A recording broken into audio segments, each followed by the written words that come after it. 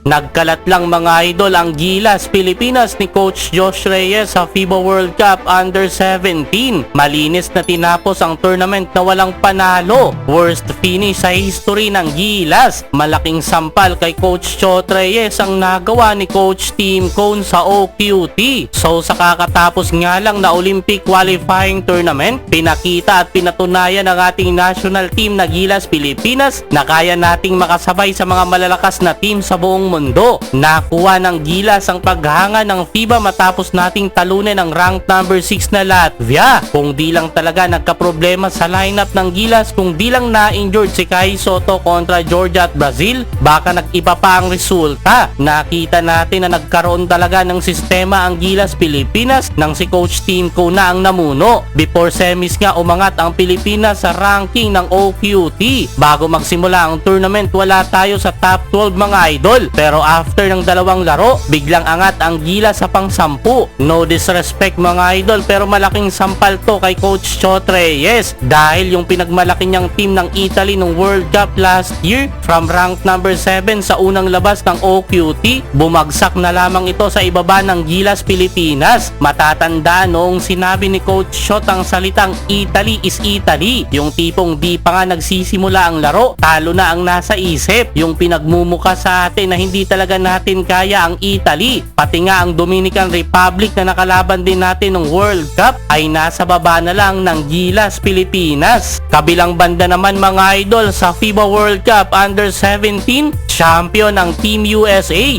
Walang kahirap-hirap na nasweep ang mga kalaban hanggang finals. Lahat ng mga humarang tinambakan lang mga idol. Nakabangga nila sa finals ang Italy pero hindi umubra sa USA. Tambak pa rin ang inabot, patuloy pa rin nilang dinudumina ang tournament with 7 straight gold medals. Kabaliktaran naman yan sa sinapit ng Team Philippines under Coach Josh Reyes. Malinis din nilang tinapos ang mga laro, yun nga lang walang panalo, puro talo. 0-7 kanilang naging record mga idol. Kung ang USA puro tambak ang kalaban, tayo naman puro tambak sa kalaban. Gumawa pa ng history bilang may pinaka-worst finish dito sa FIBA World Cup Under-17. Imagine sa 7 laro meron tayong 51.3 points na tambak. Pinakamasaklap na sinapit ng Team Gilas ay kontra USA.